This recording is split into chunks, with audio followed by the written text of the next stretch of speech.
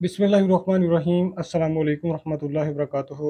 मौजूद नाजरीन, कुछ चंद एक न्यूज़ अपडेट्स पर मुख्तसर तज्ज़िया लेकर आपकी खिदमत में हाज़िर हूँ। सबसे पहले न्यूज़ हेडलाइन।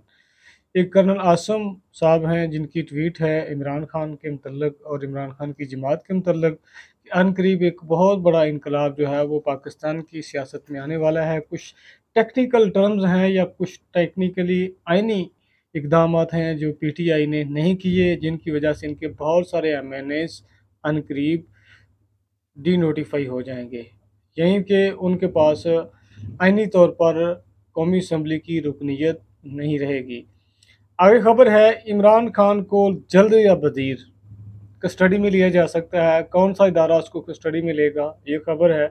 नंबर 3 पर खबर है अफगान फौजियों की वीडियोस की हकीकत, कि वो अदाकारी कर रहे हैं या वाक़तन अफ़गानिस्तान के साथ ऐसा है। और जेल में बैठकर एक बहुत बड़ा प्लान किया जा रहा है इमरान खान की तरफ से, उस प्लान को भी मंजर आम पर ले आए हैं। दोहा में मुज़ाकरात का सिलसिला शुरू हो चुका है इस वक्त हमास और इसराइल के दरमियान, तो उसका क्या नतीजा निकलता है। लेकिन दूसरी तरफ अभी शदीद बमबारी जो है वो गज़ा मुतासरीन पर और खान यूनुस में जो महाजरीन के कैंप हैं, जो लोग वहाँ पर पनाह लिए हुए हैं, उन पर इस मुसलसल गोलाबारी जारी है। इन मुज़ाकरात का नतीजा क्या निकलना है, इन मुज़ाकरात को बराबरी की सतह पर करार दिया जाएगा या क्या होगा, ये भी कुछ देर में मुज़ाकरात का जब अलामिया जारी किया जाएगा तो उस बारे में पता चलेगा। बहरहाल आज पहला दौर जो है वो दोहा में मुज़ाकरात का शुरू हो चुका है। और नाज़रीन, फ़ॉरेन फंडिंग केस के हवाले से पीटीआई के एक साबका रुकन ने फिर से सोशल मीडिया पर ट्वीट करना शुरू कर दिया है कि फ़ॉरेन फंडिंग एक ऐसा केस है जिसके ज़रिए किसी भी जमात को फंसाया जा सकता है अगर उनके सोर्स लीगल ना हों तो। अगर इल्लीगल सोर्स के थ्रू किसी भी जमात को फ़ॉरेन से फंडिंग होती हो तो उस जमात को आइनी तौर पर बैन भी किया जा सकता है। शायद ये भी एक उस सिलसिले की कड़ी हो जिसकी वजह से पीटीआई के बहुत सारे एमएनएस जो हैं वो डी नोटिफाई हो जाएं। और नाजरीन, एक और जो बड़ी खबर जिसके मतलब कल मंसूर अली खान साहब ने भी अपने ब्लॉग में ये वाज़ेह खबर दी कि एक क्रिश्चियन लड़के को बड़ा प्रमोट किया जा रहा था सोशल मीडिया पर, कामरान बशीर मसीह को। हम अक़लीतों का अपने मुल्क के अंदर तहफ़्फ़ुज़ करते हैं, हम अक़लीतों के जज्बात का, उनकी मजहबी रसूमात का, हर चीज़ का एहतराम करते हैं और अक़लीतों को अपने शहरियों के बराबर हकूक़ देने के भी ख्वाह हैं। ख्वाह ही नहीं बल्कि पाकिस्तान के अंदर हकूक़ दिए भी जाते हैं। तभी तो इंटरनेशनल प्लेटफॉर्म से बहुत सारी पाकिस्तानी नज़ात हिंदू कम्यूनिटी ने पाकिस्तान को सपोर्ट किया, ना कि इंडिया को सपोर्ट किया। और उस हवाले से झूठ के पाँव नहीं होते। और यहाँ पर जो पॉपुलैरिटी का जो कीड़ा पाकिस्तानियों को या पाकिस्तान से नफरत रखने वालों को, किसी जमात के प्रमोटर्स को जो बहुत तंग करता है, इससे ये चीज़ वाज़ेह हो जाती है। कोई भी झूठी खबर अगर आप उसको पूरी प्लानिंग के साथ सोशल मीडिया पर एक्सपेंड कर दें तो चंद ही घंटों के अंदर दुनिया उस बात को सच मानना शुरू कर देगी, क्योंकि झूठ को इतनी सफाई से बोला जाता है। हालांकि झूठ के कोई वो सियाने कहते हैं ना, पाँव नहीं होते। इसी तरह कामरान बशीर को जब अ, उनको मशहूर किया गया कि ये भी एक फाइटर जेट चला रहे थे, और बाद अज़ां उस वक्त भी थोड़ी सी कमज़ोर सी कोशिश किसी ने की थी कि कामरान बशीर जो है वो फाइटर तैयारे का ड्राइवर नहीं है, यानी वो फाइटर जेट तैयारे का पायलट नहीं है, वो नहीं चलाता, वो एक कार्गो जो तैयारा है उसको ऑपरेट करता है। तो फिर वो भाई साहब खामोश हो गए कि शायद अगर मैं इस पर जोर दूं या मज़ीद इस हवाले से ट्वीट दूं तो ये कहा जा सकता है, या दूसरी तरफ से ये अटैक ना हो जाए कि ये बंदा जो है वो पाकिस्तान में फ़िरका वारियत चाहता है, या अक़लीतों को नापसंद किया जाता है, या फिर इंटरनेशनल जो वॉरियर्स हैं जो ऑलरेडी पाकिस्तान के बयानी को दबाने की तगदू में इंडियन मीडिया बैठा है या उनका सोशल मीडिया बैठा हुआ है, वो ये मनफी प्रोपेगेंडा स्टार्ट ना कर दें कि पाकिस्तान में अगर कामरान बशीर ने ये कारनामा अंजाम दिया था तो उससे क्रेडिट छीनने के लिए मुसलमानों ने ये झूठ से काम लिया है। तो इस हिकमत अमली के पेश नज़र शायद वो खामोश हो गए हों। ताहम ये हकीकत और लोग भी खोलना चाहते थे कि कामरान बशीर साहब जो हैं वो काबिल एहतराम शहरी हैं हमारे मुल्क के। अगर वो कोई भी तैयारा चलाते हैं, वो फाइटर तैयारा चलाएं या कार्गो चलाएं, वो हमारे लिए काबिल एहतराम है, इस पाकिस्तान के बेटे हैं। और यकीनन जिस मकाम तक वो आज पहुँचे हैं वो अपनी काबिलियत اور محنت کے بال بوتے پر پہنچے ہیں۔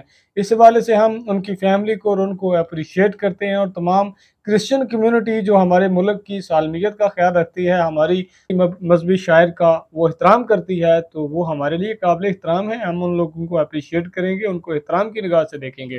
عمران خان کی بہت جلد جو ہے ان کو کسٹڈی میں لیا جائے گا، یہ بھی دعویٰ کیا گیا ہے کرنل عاصم صاحب کی ٹویٹ سے۔ انہوں نے کہا کہ عمران خان کو بہت جلد آرمی کی حراست میں دے دیا جائے گا، یا یوں کہہ لیں سونپ لیا جائے گا۔ آگے ان کے رسپونڈ میں بھی کچھ لوگوں نے ٹویٹ کی ہیں، خیر وہ مذاکرہ خیز ایک ٹویٹ ہے ایک بہن کا۔ انہوں نے کہا تھا یہ پہلی بار ہوگا کہ عید پر آرمی والے گدھے کی قربانی کریں گے، تو خیر یہ ان کا مذاکرہ خیز ٹویٹ ہے، گدھے کی قربانی تو نہیں ہو سکتی۔ البتہ اگر میرا مشورہ ہے کہ پاکستان کے اندر جس طرح سے جھوٹ کو ایکسپینڈ کیا جا رہا ہے، پلاننگ کر کے اس کھوتے کو جس طرح سے اس قوم پر مسلط کیا گیا ہے، اور جس طرح سے اس نے پاکستان کو ڈی ویپنائز کرنے کے لیے اور پاکستان کو اس طرح معیشت کے بوجھ میں دبانے کے لیے سازشیں کی میرے ملک کے خلاف، اور وہ جو ان کے ایک سابقہ ساتھی ہیں جنہوں نے یہ دعویٰ کیا ہے کہ فارن فنڈنگ کیس کو کھولیں، فارن فنڈنگ کیس کے اندر بہت سارے ایسے کٹے کھل جائیں گے کہ جس کی وجہ سے اس کو بچانا مشکل ہو جائے گا۔ میں بھی یہی سچویشن ہو اور یہی ایک پوائنٹ ہو جس کی وجہ سے یہ دعویٰ کیا جا رہا ہے کہ عمران خان کسٹڈی میں چلے جائیں گے۔ اور میں نے پہلے عرض کر دیا ولاگ کے آغاز میں کہ اگر آپ کا پارٹی کا سورس آف انکم اگر انلیگل ہو تو پھر آپ کو کوئی نہیں بچا سکتا، اور یہ بھی ہو سکتا ہے کہ آرٹیکل 6 کے تھرو یہ اور اس کے جتنے بھی بینیفیشری ہیں۔